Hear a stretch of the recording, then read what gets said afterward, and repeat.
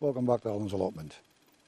It's been a little while, had a lot going on at home, but we're back at the allotment today to give you a bit of an update. There's quite a bit of new things have happened when I was on my week off, and we've been doing 1 or 2 hours a day, excuse me, just pottering and slowly getting where we want to be. So I've got quite a bit of an update for you today. So as usual, we're going to have the cup of coffee, spin you around, and we'll give you a look about. Right, so one of the first things is, over a period of weeks, we've been collecting some compost up. This is the Aldi enriched compost. I used this last year and I had really good results. But I see Steve Digwell Greenfingers is doing a trial with this, and this turned out to be the worst out of all of the ones that he tested. So I'm hoping it was just a bad batch, and this gives me the same results as last year. We've got farmyard manure as well, which we're top dressing with anyways, which is hopefully helping. And these grow bags that I bought earlier in the year are absolutely fantastic for starting seeds, and that can be mixed in as well. So the next thing you'll see, when we were off on holiday, I took this aviary down. And what we done is, underneath, where we just had a mess with weeds coming up and everything like that, under that aviary, I decided to put cardboard down, use some of the scaffolding boards, and make this into 2 raised beds. Now, because it runs on a steep slope, I've sort of stepped these 2 beds. And in here we've got the spring onions, and that's going to be interplanted with carrots. We need to make another one of these, so I made this as well. And then we planted some bulb and onions down the centre, and I'll tell you the reason for that in a moment.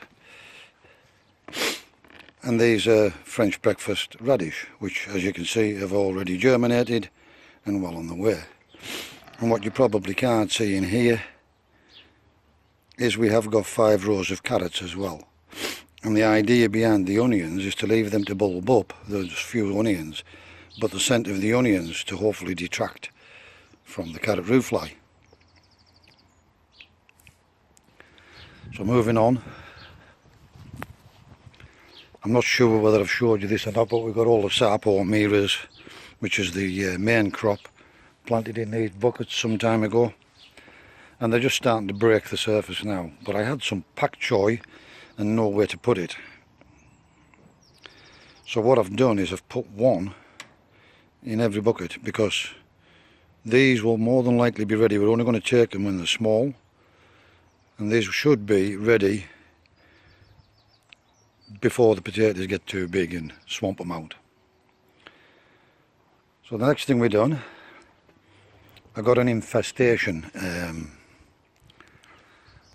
on the citrus trees with aphids and spider mite as well in there. So we brought all of the citrus trees out here. I hosed them down first. I turned the trees upside down and I hosed them down with the pump that I bought into a barrel, and I hosed them all down and blasted off what I could to start with. And then I made a solution of castile soap up, and I sprayed them all over underneath and on the top. And then I noticed some ants on them, so what I did is I pulled one out, and when I pulled it out of the pot, it was infested with ants underneath, because obviously ants harvest the aphids secretions, the liquid, when they draw the sticky substance out of the leaves. So we got rid of those as well, and I repotted every single one of the citrus trees. I took them out, I hacked away at the roots on every tree, and took off all the soil that was on the trees and washed the roots down. And then, yes, it was drastic action, but I had to do this. And those 12 litre pots we've got up there we used those. So we brought the size up, but what we used is 80% cocoa coir, and where we were filling up for the new pot size, round the side we put fish blood and bone, then a layer of cow manure, then a layer of fish blood and bone, a layer of cow manure, and we topped off with the cocoa coir. Then give them a good watering in, and I'm going to show you the results. So what we've done now is we've modified this aviary as well. Basically, I cut the door down a bit to size because I wanted to put a guttering on here. I decided I'm going to leave this one in situ. One, we have the airflow underneath, and that should stop any ants coming up into the pots anyways. And also when you water, they can drain off correctly. They're getting true sunshine in there, but they're protected, semi-protected in there at the moment, at the night times. And then what we do is we take them out on a nice sunny day and we just dot them down the path. But let me just give you a quick look in here. And you can see this is the grapefruit. And this is in spite of the severity of hacking away at the roots, cleaning all the compost off and repotting these. This grapefruit is flowering all over the place. It's even got some right at the top. The mandarin is now just starting to flower. This lemon tree has 0 lemons on. It's now got lemons and flowers. This is the one I bought last year. The one at the back is the Aldi one, one of the Aldi ones which had some lemons on. It's also putting on more flower. And this orange was the worst affected. This is the one that was covered in aphids and spider mite. And as you can see, it's also bursting into flower now.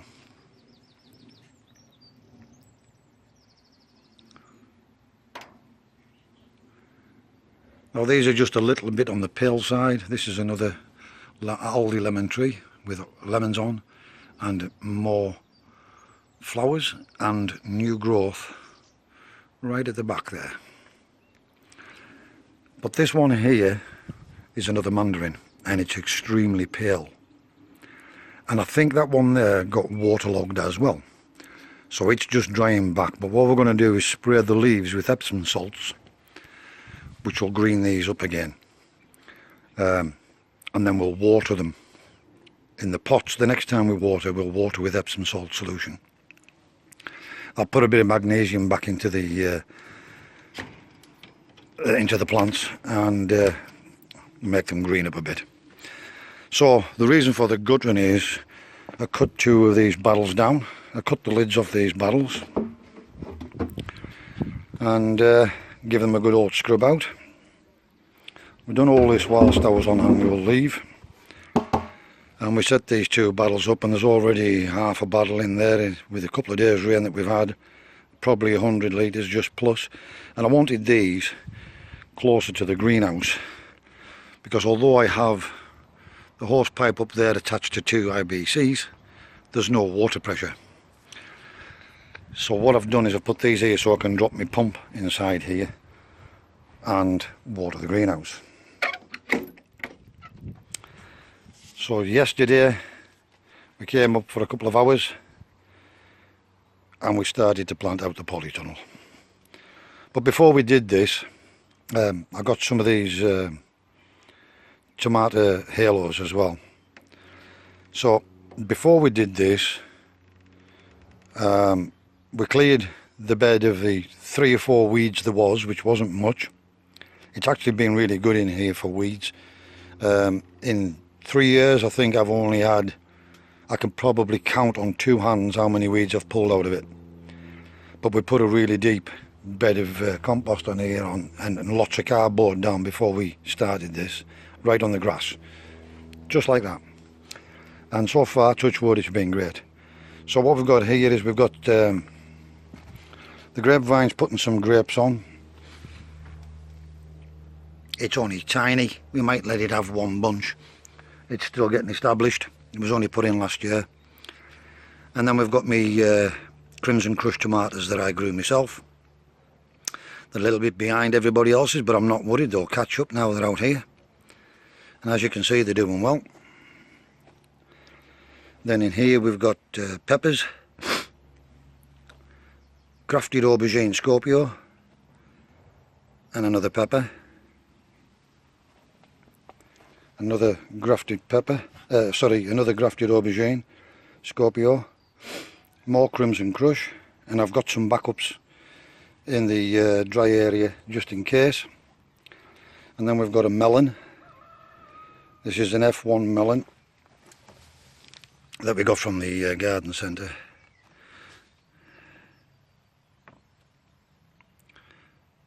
Pepito F1. And there was a guy in there said he bought some of these last year, and although he didn't get a lot of fruit off them, what he did get was extremely tasty. So then you'll notice I've put some flowers in here as well, and there's more to go in. And can I heck for the life of me remember what they call them? But apparently, according to the garden centre, these ones are better than the marigolds. Tegets, or Tegetes, I think it is. But apparently the scent from these ones is much stronger than the marigolds. However, I have got marigolds as well, because we know they work, or certainly help, to bring the beneficial insects in here. Then on the back side we made a start. Got another melon there, same species. And then a bellboy pepper, and then another grafted aubergine. We've been harvesting some of this garlic as green garlic, very nice. But you can see this year what I've done is so this is what the compost from previous years looked like, and you can see we've put a good 2-inch layer of farmyard manure over the top of these beds now as well this year. And we've topped the beds right up, well, to within half an inch of the board, so we don't lose water. But we're going to be watering around these halos this year and only put the water where we need it to save water. So that's a bit of an update in the polytunnel for you guys. Before we move to the growing area, I also made a couple of scaffolding board shelving out of this quick assembly shelf bracketing. Screwed to the pallet uprights, and then we covered the scaffolding boards in plastic just to give them a bit of longevity. And we eventually got those strawberries that were sitting in the greenhouse planted out, and as you can see we're getting lots of strawberries on them. I've also got a single lettuce in that pot there, which is doing fine. Again, these are just experiments. Speaking of experiments, these are the cabbage that we grew, and as you can see we've already had numerous pickings from these. At least 3 pickings off these cabbages, and they've remained healthy, clean, slug free, and I'm attributing that perhaps to these wood chips that I use, which was the bedding I used to use for the pigeons. And obviously the slugs don't like crawling over that, I'm going to assume. But they're up off the ground as well, so yes, they could come up the sides here and latch onto a leaf. Hence the reason for taking the bottom leaves off as well and eating them. But you can see now that this is actually these are starting to heart up even more now. They're actually getting the heart as well, so hopefully we're going to get the heart out of them as well. Moving on, these are the 3 kale, dwarf kale that we had left in there. We put those into pots as well, 12 litre pots, and as you can see they've came on fantastic. And then yesterday I planted these 4 cauliflowers. From the batch of seeds that I sowed, these were the only ones that survived, and we planted them in to 12 litre pots as well, and as you can see they're doing positively well.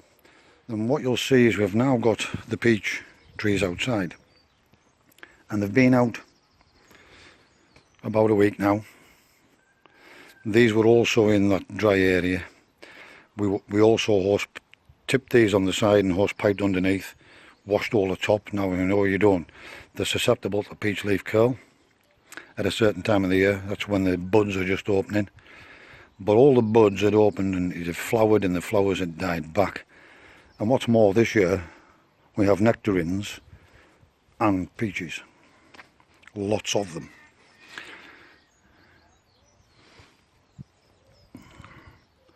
So these are the nectarines. And there is hundreds on it.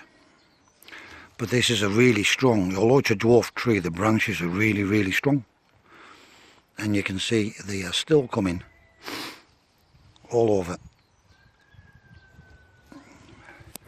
So that's the nectarine. This is a peach. And you can see we're getting peaches on this as well.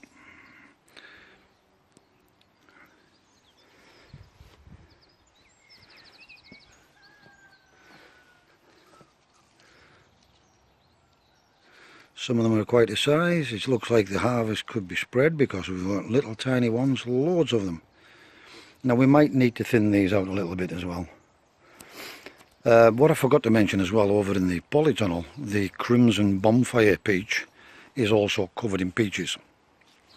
There must be 15 on it, 15 to 20 on that little, the one that we've planted direct into the greenhouse. So, this could turn into a lengthy video, but it's been a while since we've done one.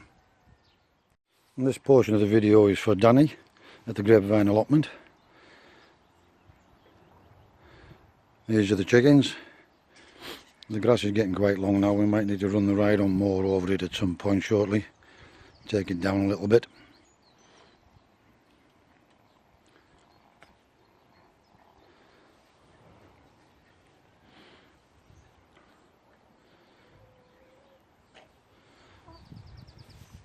There they are, all out enjoying the sunshine, having the dust baths. We built this area here so that the chickens could still have dust baths even in winter, because it stays relatively dry under there. This is the plum tree that we transplanted last year again. It did bloom, but because there was no other plums about, it doesn't look like anything's being pollinated. The two rhubarb crowns we put in there just last year are getting established, as you can see. These are the onions we put out earlier in the year. All coming along nice now, but as you can see there's also lots of little weeds in there which I need to get sorted. Finding the motivation, guys. The beetroots, as you can see, they're also now getting established. I put these out way too soon, but they are getting established now. And these are the multi-sown ones. Garlic coming along. Shouldn't be long till we harvest these. I did weed this bed just recently, but I can see we're there again. These are the Swedes that we planted, and as you can see they did get attacked from day one, but they've survived. And as I said, we don't eat the leaves, we eat the roots. All these little dwarf apple trees, I don't know if anybody else is the same, but this year has been exceptional for blossom on fruit trees. Flowers on every one of these trees we've had, sorry, with the exception of that one. The cherry, bush cherry, yet hasn't done anything, but it's still getting established. It was just planted as a stick last year. We've got all this garlic in here as well, and then we've got another apple tree there in full of blossom, and then we've got our Worcester Pearmain one here.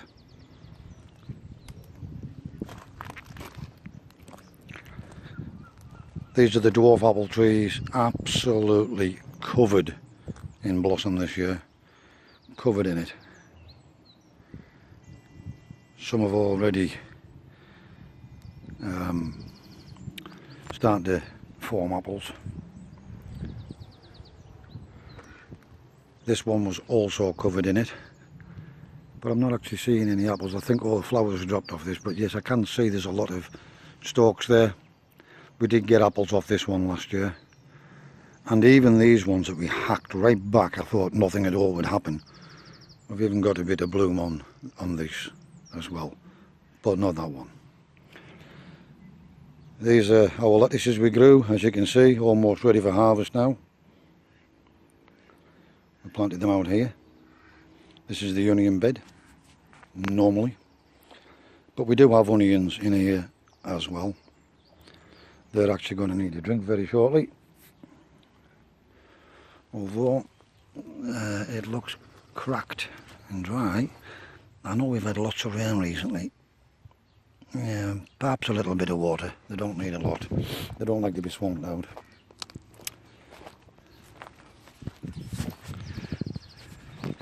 Strawberry bed, absolutely covered, and flowers galore. These have been outside all winter. We just weeded in, or Michelle weeded in between. We put the wood chip dressing over the top and left them to it. These are the potatoes, Pentland Javelin, in these two beds here. And I think a rocket down in there. And then we've got some Kestrel and Charlotte, I think. Yeah. So we've got Charlotte from here and Kestrel on that side. These rhubarbs are starting to come back now. As you can see, we've got a lot of tidying up to do, guys, when I get round to it.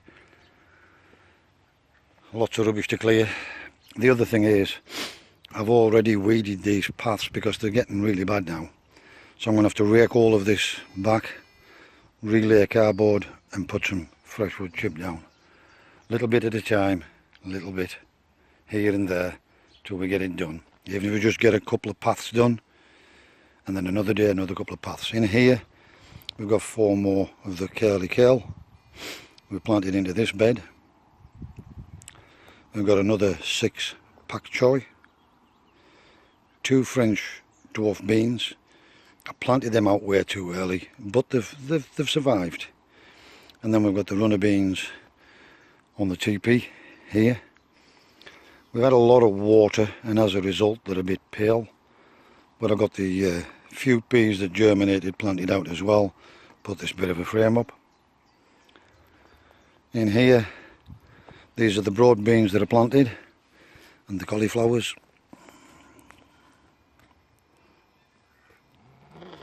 And as you can see, they're doing well as well.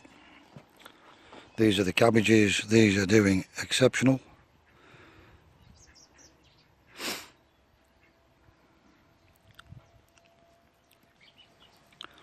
Sorry about the camera work, guys. It's a bit difficult to get through this very fine mesh. But the cabbages are also doing exceptional. And then some more broad beans starting to flower. This is what's happening with the paths. It's getting really bad now. We're going to have to redo these little and often. A little bit at a time, little section here, little section there. Then we've got some lettuces in here. As you can see, these are ready for harvest. I'm just going to take them small and sweet. Orange and lemon tree and a lime. Crimson bonfire. We still haven't got this one planted, transplanted. But as you can see, lots of peaches on this as well. And I think this is the only one that hasn't got any fruit on, and the reason for that was we unpotted it. Oh no, it has. There we go. We unpotted it and planted this straight into the bed in the polytunnel. There is just a couple of fruits on there, but it was also waterlogged because water was seeping in under here from outside under the pallets, and so basically it got a bit waterlogged, that one. So it dropped a bit of leaf, but it's fine. Got another 6 dwarf kale in here. This peach tree is finally leafed up. This lemon tree is now looking lush. and starting to put a little bit of flower on. And I discovered on an earlier video I was concerned about these leaves rolling like this. But apparently we put this straight into the bed as well, and got a bit of leaf top as well. And part of it was overwatering, but there was transplant shock. And the heat in here was horrendous. So we've had to open the door and leave it open basically. And it's certainly improved massively since we've done that. Our apricot, not a single thing above, but as you can see, it has leafed out down here. And this is coming from the apricot itself, trunk, not from the rootstock. So we might just, I'm going to leave it a little bit longer, but I think these are dead because, there you go, you hear the crack, they're dead. Leave a little bit longer, and then what we're going to do is take that off there, and we'll have it as a dwarf apricot, a really dwarf apricot. And then we've got the orange tree absolutely covered in blossom. The other thing about leaving the door open is the bees and all the rest of them can come in and pollinate these. You see the beds are a bit dry, but the citrus prefer it that way, even the apricot to a greater or lesser degree. But you can see they're not wilting. Keep an eye on it and give them a drop of water just around the base when they need it, and that's it. Right guys, that's you to it. Sorry it's been a while, and just to let you know I'm still here guys.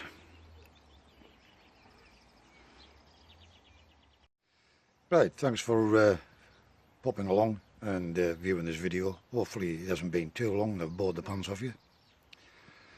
Today I'm not actually doing anything. I just came up to check on the greenhouse or polytunnel and make sure those plants that we put in yesterday were okay, and they perked up, and they have. So that's pretty much it for this video. Wherever you are in the world, please stay safe, be practical, keep yourselves out of harm's way. Thanks for watching, and I'll see you again in the next video.